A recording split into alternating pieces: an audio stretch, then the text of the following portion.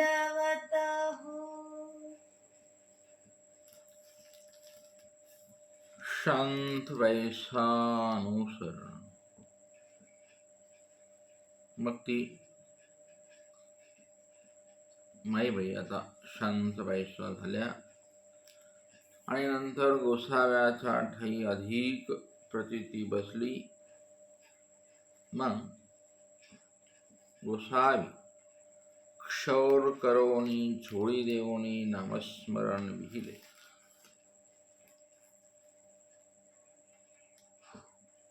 अशी झोळी देत असतात. मग गोसाव्याचा ठाई शांत वैसे सर्व भावे अनुसरली. सर्व भावे अनुसर ऐशी ती सौभाग्यवंते. तिचं भाग्य असं सोबत आहे. तिच्या देवाच्या पदरात पडली. पडल्यानंतर काही दिवस झाल्यानंतर तिला आता सर्वज्ञ परमेश्वर पुराला पाठवतात. मग अशाच एका दिवशी सायंकाळचा पूजावसर झाला. शांत वैसा ते गोसावी प्रधान करोनी परा गिरा निरोपिले. मनोधर्म आहे स्वामींचा. शांत वैसा प्रती श्री प्रभूंची थोरी निरोपिली. एतुलेनी ती परम सुखाते पावली. हेतू निरोपणाचा तिच्याकडे आहे, रोग सगळा.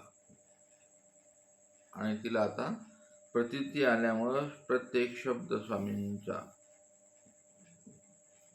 दगडाची रेष होते. तिला आपण लक्ष्मण रेषा म्हणतो. अनुसरलेल्या पुरुषाला, साधकाला, उपदेशाला, सर्वज्ञांची प्रत्येक विधी लक्ष्मण रेषा वाटली पाहिजे, आहे का नाही? हा प्रतिबंध आहे. ओके. प्रतिबंध जिथं जिथं ठेवलाय स्वामींनी ते केलं नाही पाहिजे.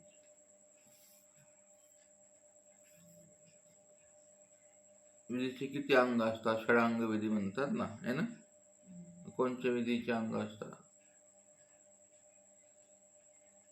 विधीलाच अंग असतात.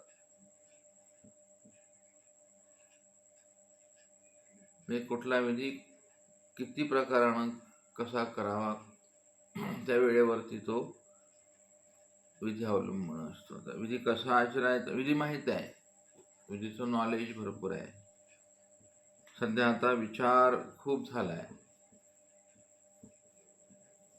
पोथ्याच पोथ्या झाल्या, पण कृती राहिली त्या विचाराचा, आचार राहिला. विचाराची दृढता असेल पण आचाराने जी योग्यता पाहिजे. आचार म्हणले तुम्ही लगेच भानगड असे व्हायला. आचार म्हणले की ते लगेच काहीतरी भानगड लक्षात येते. तुमच्या देहकृश करणे, डोळ्या डोंगरात जाऊन मरणे, सर्वस्वाचा अगदी त्याग करणे. बघा बरं का कशी गंमत होते. आणि मग पुन्हा गुतत जाणे. सर्व भावे नाही ना अनुसरलो आपण. त्यागानंतर गुतायचे ना, वगैरे वगैरे. तर ते शांत वैसांचा जो तिला आलेला बोध आहे तो परागिरा करून वैखरीद्वारे अस्तित्व साधले, परेचा व्यापार करून. हे विशेष सांगायचे ते माईंभट्टांना. तीच पराशक्ती तिलाच मळे माकले आते धुवू शकते. तुमच्यातलं सगळं शून्य अवस्था पराशक्तीने येत असते. त्याला बोधाची स्वस्थता अशी म्हणतात. ती आलेली आहे तिला. ती काय आता बावळट नाही राहिली. तिला त्या दरम्यान सर्वज्ञानी निरोपण करून, शास्त्र सांगून योग्य केलेलं आहे. कर्म जाळून सन्निधानात आहे ती. शीघ्र चरितत्वाची ती आहे.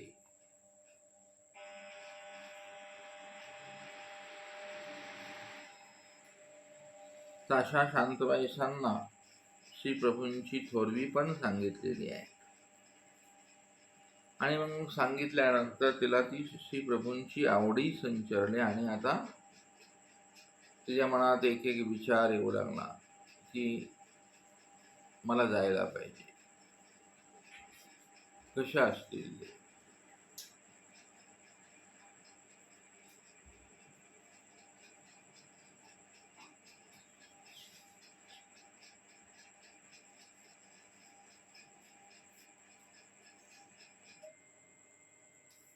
श्री प्रभू बाबा, आता स्वामींनी त्या निरूपणामध्ये श्री प्रभू बाबांवर प्रचिती आणलेली आहे. मग तिला ते आवडी वेद संचरला आणि सर्वज्ञ तिला तो अभाव पाहून आकार दिसतो चेहऱ्यावर. आपला चेहऱ्यावर असं बनवलंय निसर्गाने, म्हणजे चेहऱ्यावर सगळं दिसतं, चांगलं वाईट आतमध्ये काय चाललंय ते सगळं अगदी तुमच्या चेहऱ्यावर दिसतं. वाईट दिसतं, चांगलं दिसतं. सर्वज्ञांना ते चांगलं चांगलं दिसलं आणि सर्वज्ञ म्हणतात भैया मग तुम्ही आता परमेश्वरपुरा जा. आणि तिला खूप आनंद वाटला. जी म्हणजे हो मला असंच वाटत होतं, जातेच. मग मी नमस्कार केला, म्हणले मी आता तयारी करून येते. मग रात्रभर तयारी केली. उदयाची आली. सर्वज्ञ म्हणतात बैसा काना. म्हणतात बसा.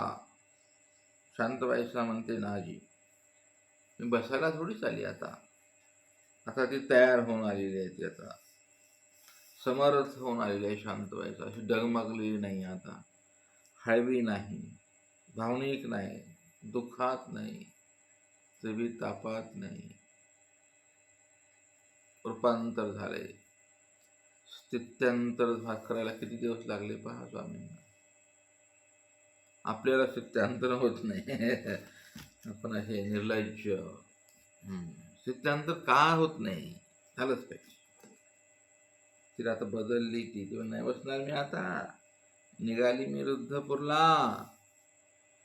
सर्व म्हणतात हो बाई. स्वामीला खूप आश्चर्य वाटलं, प्रसन्नताही तेवढीच वाटली.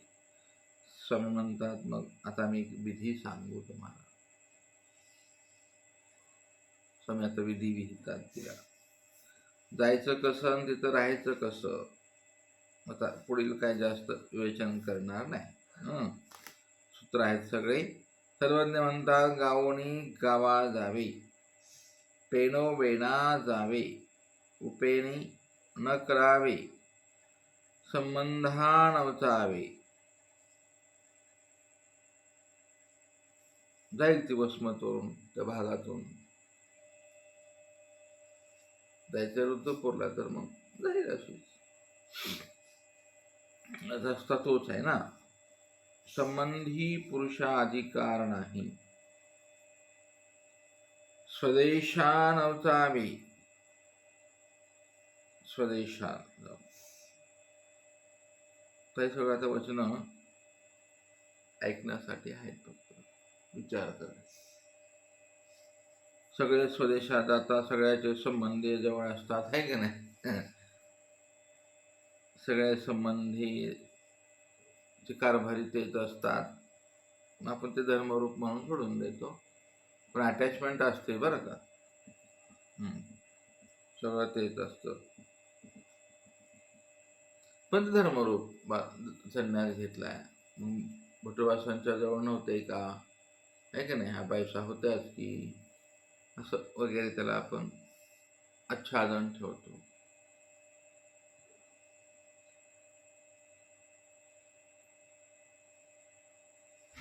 संबंधी धर्मी अधिकार नाही म्हणल्याविषयी सगळा क्लोज होतो ना. धर्मरूप संबंधाचा धर्मी अधिकार आहे, पण ते आधारून असतील तर नाही बा, असं त्याला अर्थ करायचा. पण ते तामस आहेत, हिंसक आहेत नातेवाईक, पण असे फालतू आहेत. त्यांच्या संबंधी मार्गात त्यांना जाऊ नये, त्यांच्या घरी आपण जाऊ नये. ते आपल्या स्वामींचे आहेत तर जावं, आणि गेल्यावर त्याचा संबंध न करावा. म्हणजे काय?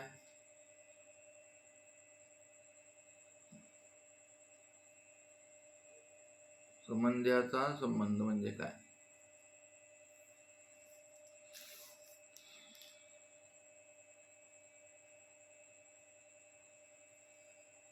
म्हणजे काय असतं याचं भानगड काय? संबंध म्हणजे काय? स्वामी महाराज म्हणाले, अवघा विषय संबंध केला का? ते म्हणाले, कुठं संबंध केलाय माझ्याकडे? काय बोलायला लागलं तुम्ही? म्हणाले, हाय का काय जिभेला हाड? मी आणि विषय संबंध? मी विधवा तरुण आहे म्हणून मला असं म्हणता का तुम्ही? तरुण बायांचं जीवन असंच असतं आहे का नाही? त्याला कुणी आरोप लावा नवरा नसला की. कसं कठीण असतं ना. आवडच असतं ते. तो संबंधाचा संबंध आपण करतो.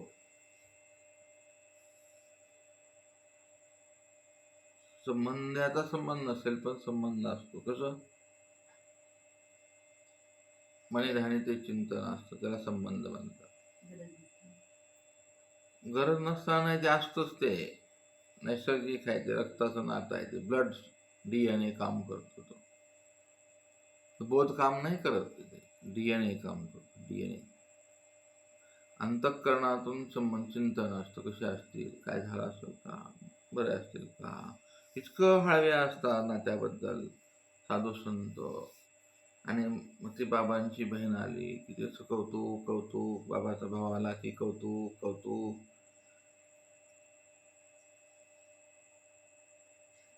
हे झालं प्रत्यक्ष. अप्रत्यक्ष तिथून चिंतन असतं. तो सगळं सोडलंय आणि आपण चिंतन त्यांचं आहे. धर्मरूपच आहे ते, तरी ते मान्य नाही स्वामींना. स्वामींना मान्य नाही.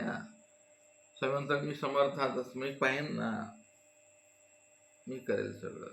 योगक्षेम मी वहन करेल ना. तर तेवढी विचाराची प्रगल्भता नसते आपल्यामध्ये.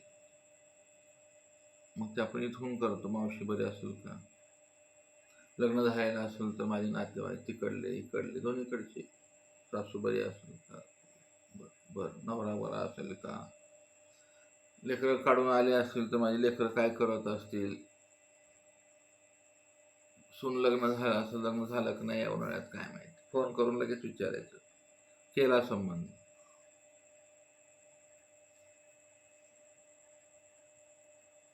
असं सगळं होतं ते. आणि संबंध पंक्तीला बोलवायचे मार्गात. आता बघा कसं तत्वज्ञान कसं बदलतं.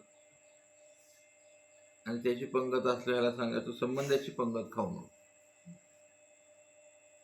आता हे कुठला तत्वज्ञानाचा आविष्कार आहे काय माहित नाही. त्या संबंधाला येऊच द्यायचं नाही ना. मग ह्याला गोळा करून बघितले त्याची पंगत चालते आणि त्या बिचाऱ्याला कुछ नको तोंड करून बसतो. त्याला कुलपाट ठेवायचं. बोलून तर घ्यायचे सगळे लटांगोळ. मग डायरेक्टच का करू नये? बसावं, बोलावं, त्यात काय एवढं वाईट आहे? एकदा जेव्हा आपण स्वामींना बघायला देतो तेव्हा ह्या गोष्टी स्पष्टच करायच्या ना. काय ताकाला जाऊन कशाला गाडगाला पोवायचे, सरळच. आणि सगळ्यांचा संबंध करावा, सगळ्यांची विचारपूस करावी, सगळ्याला जीव लावावा, सगळ्यांचंच करावं. आपण का भेदभाव करायचा? पण होतो ते जीवधर्माचं कार्य वर्ततो.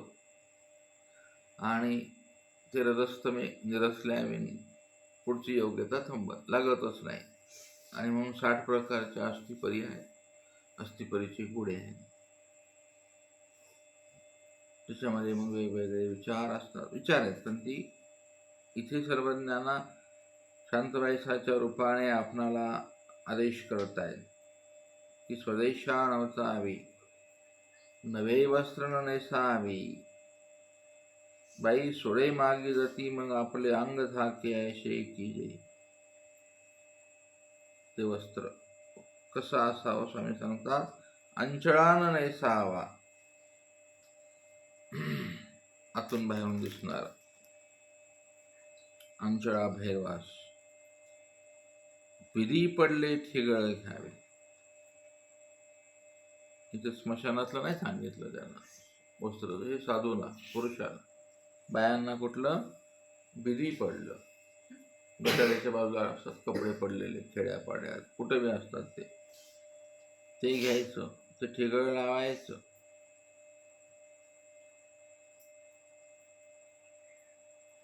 मला वाटतं जगाच्या इतिहासात एवढं बारीक सांगणारे स्वामीच आहेत बाबा.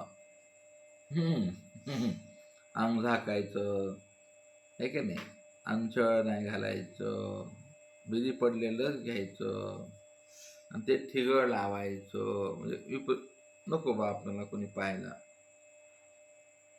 इथं सगळा गोंधळ असतो. तुम्हाला पाहून पुढल्याला विकार उत्पन्न झाला,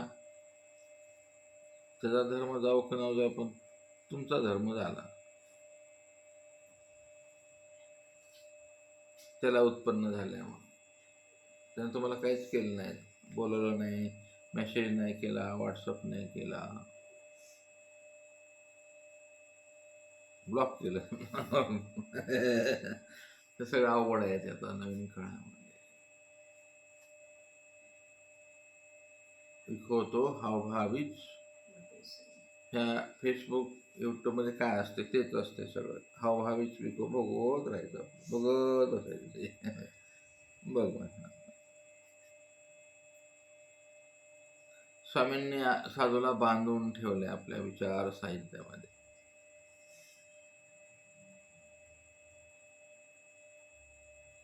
उडत पाखरू न पाव, डोळ्यांनी मनाने विचार. त्याच्यामध्ये उडत पाखरच काय, सगळेच पाखरं दिसतात त्याच्यात.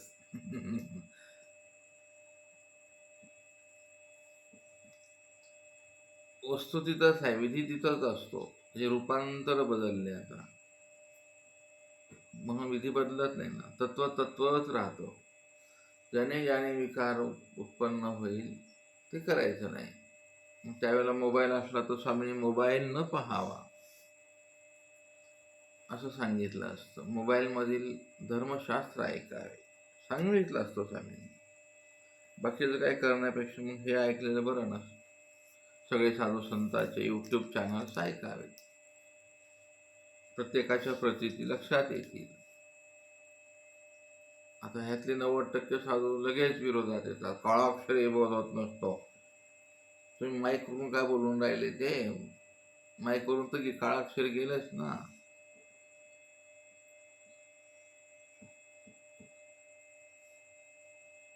तुम्ही ते घेतलं ना आश्रय विज्ञानाचा, लय लय गमत आहे बरं. असं विविध विविध लोकांच्या विविध प्रतीती असतात.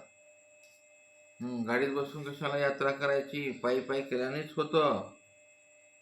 जो जे होऊन असे तोच बोलतो, विधी तेच तेच विधी हाणतात बरं.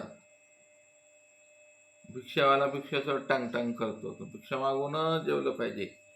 धुळीला उपास झाला नाही पाहिजे, झाला तो तिकडे बोलतो.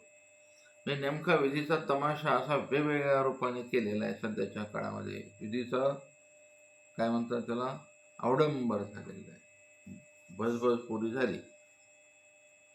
ज्याला जे वाटतं तो विषय प्रतिपाद्य करतो. पंचावतारवाली एक टीम आहे, पंचावतारच झाला पाहिजे म्हणतात ते. आणि एवढा तमाशा करायचा त्याच्यात पंचावताराचा, एवढा वेळ घालवायचा, एवढेही पदार्थ जमा करायचे, काळ वाया घालवायचा परिवाराचा, आपला सगळा. झालं. मग ज्याला पंक्तीचा विषय अभिप्रेत आहे तो पंक्तीच लावून घेतो दररोज. आणि राईट अगदी 11:30ला पूजा अवसर झाला पाहिजे आणि बाबांचा 12 वाजता पूजा अवसर सुरू झाला पाहिजे. आता एक फॅट चाललंय, मग बाबांचं सोहळं, बाबांच्या पायावर डोकं ठेवून दंडवत करणे, बाबांचा फ्लॅश लुकआउट पाहिल्या पाहिल्या करतात ते. सगळ्यांनी असं विचित्र दंडवत असतो तो. पाहिल्यानंतर असं वाटतं की हा ज्ञान संप्रदाय आहे, कसला संप्रदाय हा. प्रचंड रूपांतर झालेलं आहे बरं, भयानक रूपांतर. बाबा आले, बाईजी आल्या, बाई आल्या, मग काय आता एवढ्या वेळ कमरेत गॅप पडल ना त्या शिष्याच्या. थोडं डोकं टेकवायचं वाकून जमिनीवर. हा प्रतीची पंथ आहे, इथे चालत नाही. दंडवत करा, जाऊ द्या त्यांना. त्या 100 वेळाला फिरतील इकडं तिकडं, त्याच वेळेला आपण सगळं करायचं काय.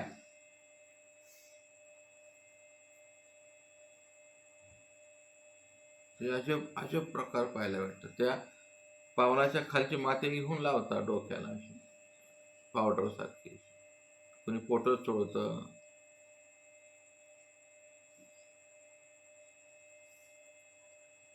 हे स्वामींना तसं बरेच प्रकार सांगायचे असतात. म्हणून स्वामी सांगतात की बाई आता इथं कुठं अडकू नका. मग प्राणाशी आहार द्यावा. आता जेवणाचं सांगितलं बघा, स्वामींनी कसं कसं सांगितलं. रस्त्यानं जायचं कसं, झोपायचं कुठं, किती झोपायचं, कसं. मग रस्त्याने जर आपलं कार्यक्रम भेटला तर भेटायचं नाही. वस्त्राचं सांगितलं. आता अंग झाकायचं सांगितलं, वस्त्र कुठून घ्यायचं ते सांगितलं, कसं घालायचं ते सांगितलं, ते साईज पण सांगितली स्वामींनी मेजरमेंट करून तुम्हाला. पोट उघडं घांगळांग घांगळांग घांगळांग घांगळांग असं नाही झालं पाहिजे. सगळा तमाशा उडात नाही ना. आपली मांडी परपुरुषा देखो.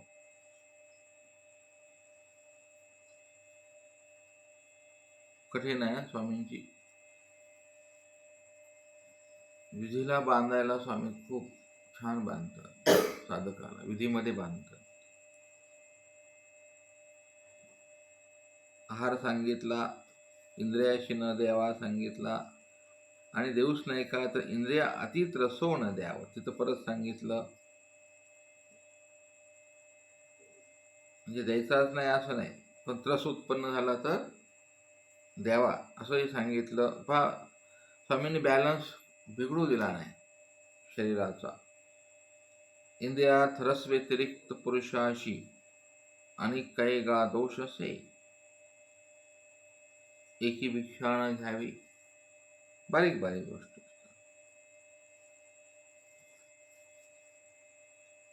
तिसरा प्रहारी भिक्षा करावी.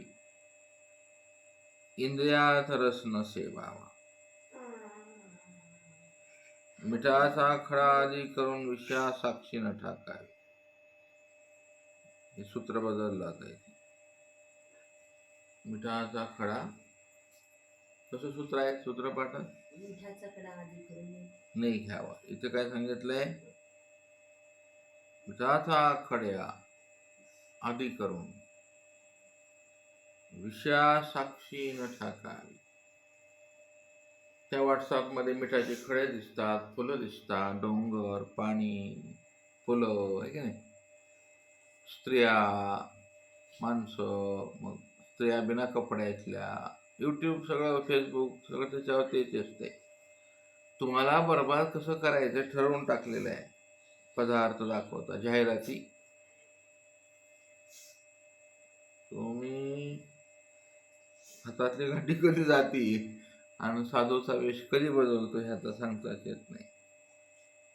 आणि मग तो उष्टाविखो तो परत एका लेबलमध्ये भोगायला जातो. तो बाइंडिंग बदलते ना त्याचं, जाहिराती. कॅडबरीज आहे, पण ती सगळी उंदरांतल्या मशीनमध्ये घालून तयार केलेली कॅडबरी आहे. त्याला पॅकेज लावलं, चालला कॅडबरी. तुम्ही रोखू शकत नाही. आता कोणाच्या विचाराला, कोणाच्या आकर्षणाला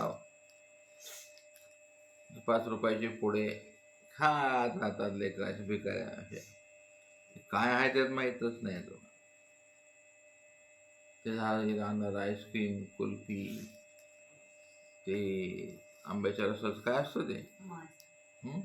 माझा नाही फ्रुटी फ्रुटी. ती पुडा उकळून कापून बघा मध्य असं मधून कापायचं आणि मग ती फ्रुटी काढायची प्लेटमध्ये. काय दिसतंय बघा तुम्ही त्याचा कलर रंग. नाही पिऊ देणार तुम्ही कोणाला आपल्यासमोर. ते जहर आहे, विष आहे. पण आता सगळीकडे ते पसरले आणि त्याला एक स्टेटस आलं साधू संतांमध्ये सुद्धा की आपल्या शिकण्याला आणि शिष्याला हे नाही मग काय उपयोग आहे, काय अर्थ आहे जीवनाला आपल्या तरी. साधू होऊन तरी काय अर्थ आहे. काटकसर करतात, पैशालाच बघतात, झालं. त्यात काय आहे ते तर अभ्यास करायचा, मग द्या. पैशाचा काही विषय नाही, देवाने दिलेले पैसे. सगळं आता स्टेटसवरती आलेलं आहे सगळं. समांतर स्पर्धा कोणाची तर कर. ग्रस्त तर सगळे संपलेच ग्रस्त. केविलवाना चेहरा करून तो रात्रभर दिवसभर कमाई करून बघतो, घरी येऊन आल्यावर तमाट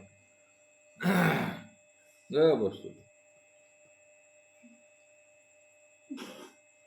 खर्च एवढे असतात, दररोज बायकोनं काय ते वाढवून ठेवलेलं असतं, बसतो चुपचाप. 5,000ची फेअर अँड लवलीची ट्यूब असते चेहऱ्यावरती, ते झुरळ्याच पळायला ग बस मुका मार असतो त्याला. आणि इकडं परमार्गात आलं की ते सगळं स्टेटस आहे. आता मी धर्मव्यक्तीच बोलतोय बरं का, तुम्हाला असं वाईट वाटतं तुमच्या जीवनात येणारच आहे, पुढं सगळं भोगावं लागेल तुम्हाला. सगळं आलं ते आलेलंच आहे ते.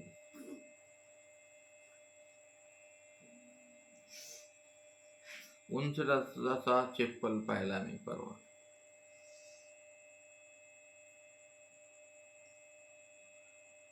करावा शृंगार करावा, पण कसा धानायचा सारखा सात्विक असावा.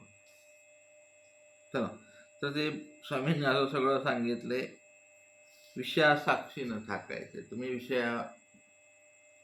तुम्हीच विषय होऊन साक्षी टाकला तर विषय संपला ना. गुरायन गुरुबाज कसले आहेत, विषया साक्षी न टाका. लेख सूत्र, हे एक सूत्र समजायला स्वामींचं खूप वेळ लागतो. विषया साक्षी. आताच्या स्थितीमध्ये काय आहे साक्षी ठेवायला तुम्हाला बघा आणि विचार करा याच्यावरती. टीका पक्ष प्रवक्ते त्यावेळेच विषय साक्षीत होतं. आता या वेळेला आपण आपलं मन तेच आहे, डोळे तेच आहेत ना.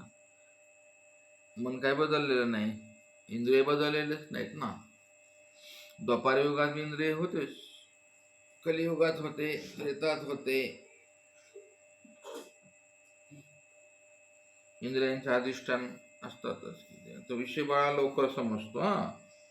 हा लगेच ते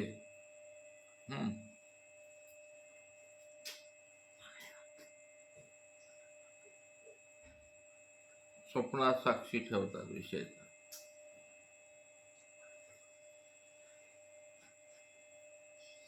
विषय प्रत्यक्ष आणि अप्रत्यक्ष आहे का नाही.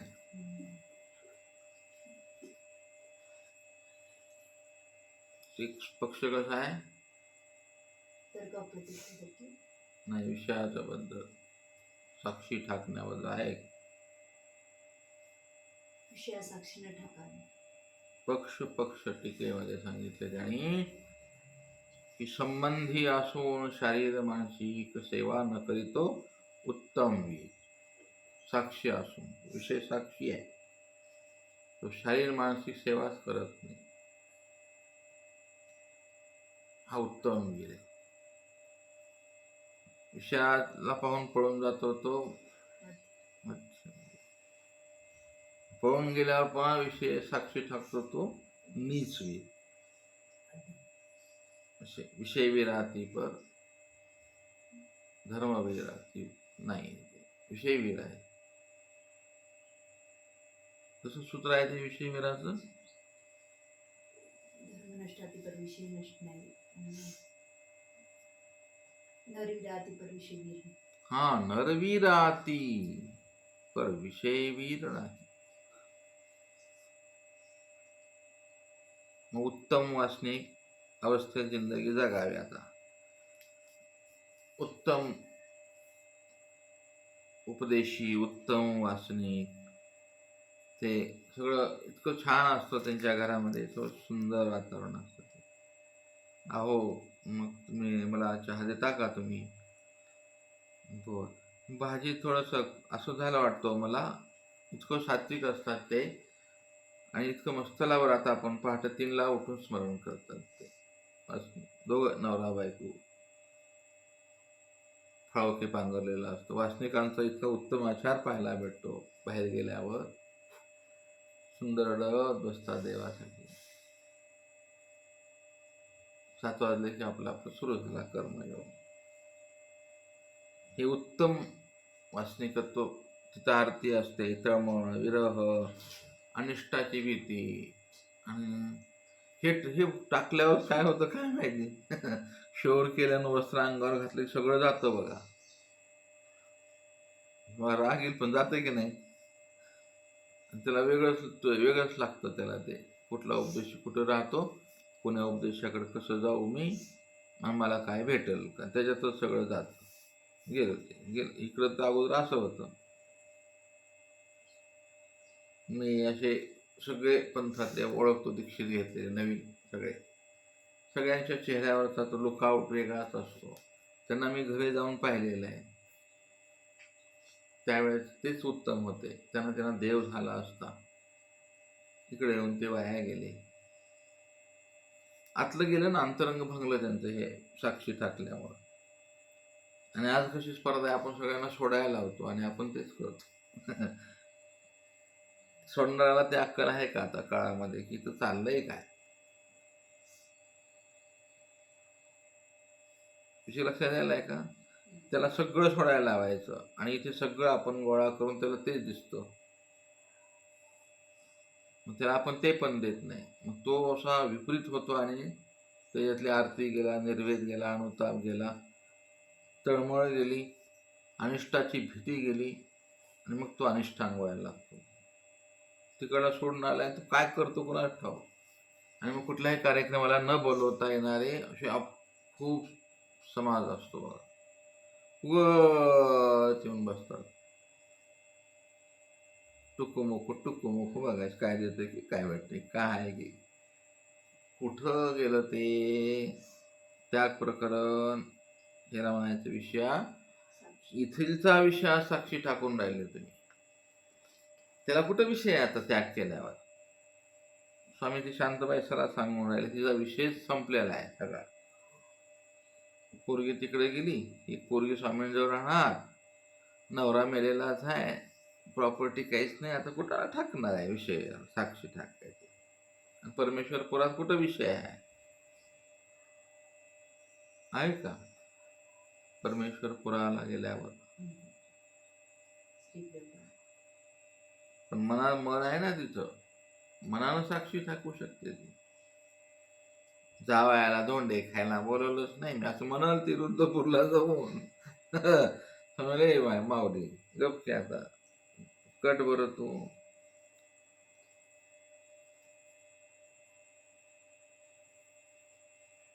एखादं धोंडे जेवण झालं, बाबांची पोरगी होती, मला असं कर तू मार्गाला पंगत कर, जावायला घेऊन ये, मग माझ्या पद्धतीने मी करतो सगळं.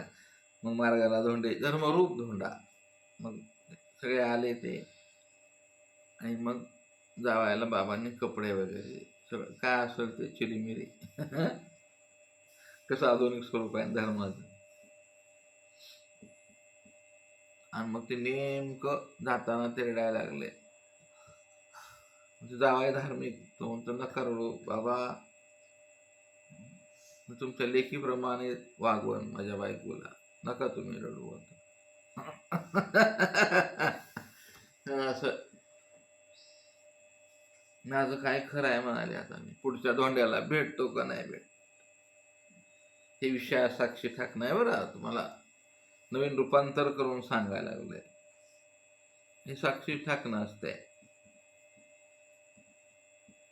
आणि मग ते दुसरे म्हणतात दुसरे गुरु बनतात त्यांचे. त्यांना काय भाग्यवान आहे तुम्हाला, धोंडा घडला, मार्गाला क्रिया घडली, हां लिखी आला, जावाई आला, सगळे आले सोबत, सगळ्यांना साड्या घेतल्या. हा धोंडा, धर्मरूप धोंडा. घाला धोंडा आता, स्वामींच्या डोक्यावर घालायचं बाकी आहे तो. तसं विषयाला साक्षी टाकतो आपण, धर्मरूप छानपैकी. चला आता ज्या झाला आहे की नाही निरोपण, मन दुखतात पण ते सत्य स्वीकारावंच लागतंय. विषया साक्षी न ठाकता. चला मग तिला सांगतात की शांत बाईसा, तुला काय नाही जीवनात, सगळं संपलंय ग तुझ्या, पण धोका आहे तुला. ओसरी निद्रा करा, ओसरीवर घरात नाही. ओसरी का सांगितली बरं, वगैरे वगैरे. चला हे चिंतन आहे, चिंतन करावंच लागेल. श्री प्रभूंचे तिन्ही पूजा अवसर पहा पोचल्यावर. श्री प्रभूंची दुरून सेवा करा, श्री प्रभूंची आज्ञा भंगू न द्यावी. प्रत्येक ठिकाणी स्वामींनी आज्ञा मात्र भंगायला नाही.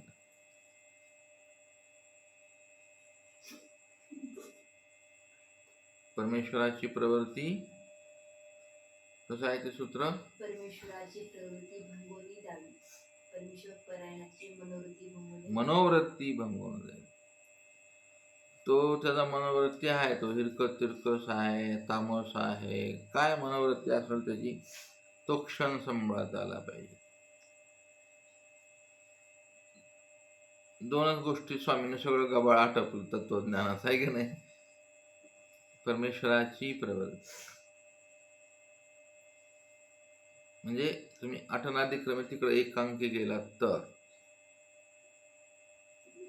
तिथे तुम्हाला परमेश्वराची प्रवृत्ती भंगवण्यात द्यायची.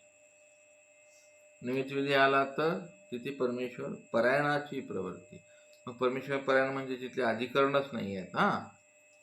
आपण कसा अर्थ काढतो, एकांकी, एका टोकाने अर्थ काढायचा वेड्यासारखा. परमेश्वर परायण म्हणजे काय बाबाच का, बुवा असं नाही. सगळेच परमेश्वर परायण आहे तिथे मार्गात आलेले, सगळे टोटल. तुम्ही निमित्तविधी साधलाय ना, आता निमित्तविधी सासर आहे ना, ते माहेर आहे, माहेरात सगळंच असतं. तिथे त्यांची मनोवृत्ती असतो, त्यांचा स्वभाव, ते तुम्हाला भंगू नाही द्यायचा. आता हे वचन असं पूर्ण डायव्हर्ट केलं आपण आणि त्याचं अधिकरणाच्या कॉन्ट्रॅक्टमध्ये ठेवलं, त्याला अन्याय केला स्वामींच्या वचनावर. नाही करायचं असं, हा फालतू वचनाचा अर्थ नाही काढायचा. तिथे सगळेच परमेश्वर परायण आहेत आणि एकूणमेकाची मनोवृत्ती भंगू नाही द्यायची, आहे त्याचा स्वभाव तसंच. त्याला काय करायचं, इग्नोर करायचं, किंवा त्याला लेटर लेट गो म्हणतात त्याला आताच्या भाषेमध्ये, लेट गो, त्याला सोडून द्या. तसं त्याला कुठून नारे लागता, मनोवृत्तीला भंगू नाही द्यायची ना. तो परमेश्वर परायण आहे, तो नाम आहे त्याच्याकडे, तो पारायण करतोय, करू जा. दत्तात्रय कवच म्हणते, म्हणू जा, तुम्हाला काय करायचे त्याला सांगून जर कळत नसेल ना, बस तसंच कर बाबा, उठाच करत बसते, करू द्या त्याला. डोकं त्याच्या काय बी करताय ना, उभं गावं त्याला. त्याला सांगून कळत नाही, त्याला काय करणार आपण. तुम्ही विपरीत भजन करते, करू द्या.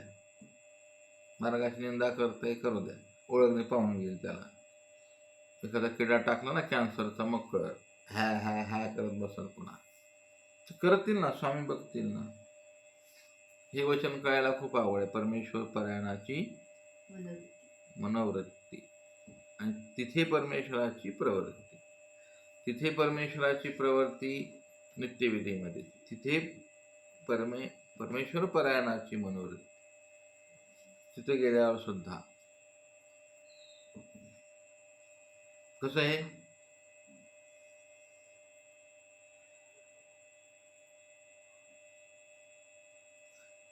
कसं कळ एका ते गुंतलेलं सूत्र असतं. 5 स्थळामध्ये हे विवेचन नाही, 7 ग्रंथात पण नाही. हे चातुष्टाने तुम्हाला करावं लागेल. की तिथं गेल्यावर कसं तिथे ते गुरु श्रवणाची प्रसन्नता त्याला दररोज समजत असते. मी तर परमेश्वराची प्रवृत्ती भंगणार नाही, पण गुरुची तर प्रसन्नता भंगणार नाही. हे दोन्हीकडे मिक्स असतो तो विधी.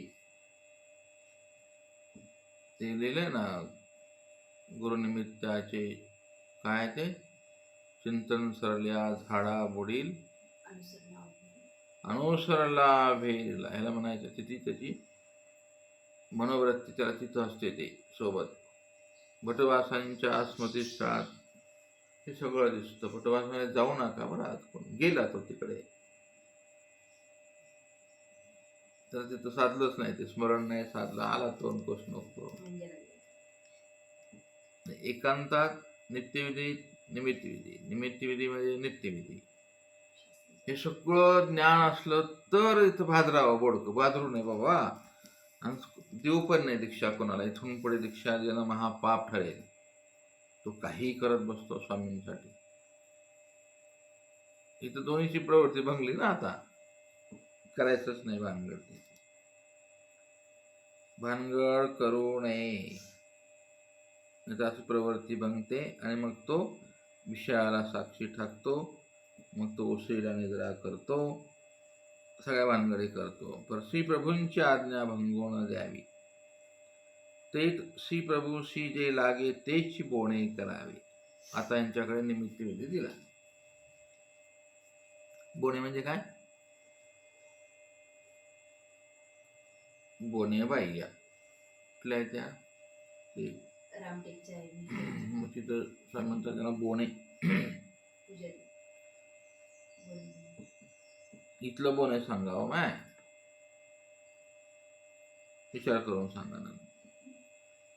तेथचा पदार्थ घेई ना, लयच कठीण आहे आता हे पण. ऐसाही उरे तर उरोरीची. काय स्वामींनी याचा विधी सांगलाय यासाठी काय माहिती. आपल्यासाठी पण आहे ते. जे लागे तेच बोणे करा. तिथलं स्वयंपाक पाणी पचन तुम्हाला करायचे. इथे कोण नाही ना श्रीप्रभूंच्या सेवेला, ते बोणे करायचे. पण जर उरले पदार्थ येणारच आहे तिथे. तुमचा विषय हा तुमच्या संबंधातले सगळे विषय आहेत. तर तिथला पदार्थ घ्यायचे ना, म्हणजे चोरून घ्यायचा नाही किंवा ठेवायचा नाही किंवा आगाव करायचा नाही. उरला तर ऐसाही उरे तर उरवू न द्यायचे. उरलेलं खरकट भरायचं, टाकायचं, जाऊ द्यायचं. ते तुमच्या तुम्ही बघा. इथं स्वामींनी मोकळं केलं तुम्हाला. स्वामींनी तुम्हाला इथे जबरदस्त बांधले. उरवून दीजिए म्हणजे तुम्हाला चातुष्ट लागणार बा. करताना अक्कल लागल, विचार लागल की आज आपले लेकरं किती खातात, आपल्याला किती लागणार आहे, किती भात करायचा आहे, आपल्याला गावाला जायचंय तर बटाट्याची भाजी किती करून ठेवावी बरं. थोडस चातुष्ट तर लावा.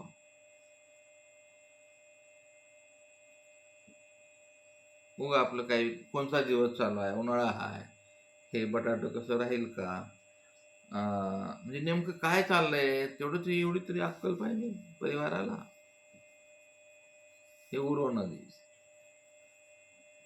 करा. हा चतकोर कमी पडलं तर काय वाया जात नाही, कमी पडेल. उरलेलं खायची तयारी असेल तर करा, तर बनवून ठेवायची हेट परत. पण तोच कुटाणा तोच विषय, तुम्ही त्या प्रवृत्ती भंगायला कारणीभूत चालला जाता. स्वामींनी सांगितलेलं ना, मी सांगितलं ते कर बाई. लय आगावपणा नको करू. बाया अशा मसाड्या असतात, बाबाचं चाललंय म्हणून लगेच भात घालायचा टाकून द्यायचा उकळीला, जाय डोंगरात तिकडे. भाज्या करायच्या आणायच्याच कशाला आणि करायच्याच कशाला. करायला मेहनत वाया गेली, गॅस गेला, बाबुआचं तेल गेलं. तो बुवा तिकडून भंगला, दुःखी झाला तो. प्रवृत्ती भंगली ना तुमची, परमेश्वर परायणाची, ईश्वराची भंगली. अंगायशा नानू सांडाय ते वचन भंगलं. ते काय तुमचे दाई, ते वचन भंगलं. आपले शीत मुंगे विधी आदी करून न दे, ते वचन भंगलं. सगळे भंगतच ना, एक भंगलं की सगळं भंगतं. म्हणून असा बारीक आचार आहे. स्वामी म्हणाले ऐसाही उरे तर उरव नदीची.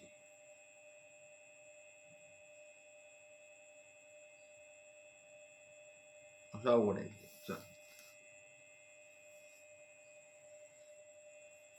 दंड